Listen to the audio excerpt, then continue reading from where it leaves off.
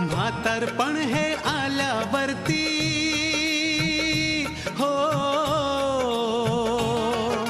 म्हातारपण हे आल्यावरती अशी ही किमया झाली. पंख फुटल्यावर सारी पाखर भुरकन उडून गेली रे गेली. तशी आज पोर आई बापाला विसरली. हल्लीची ही पोर आई बापाला विसरली.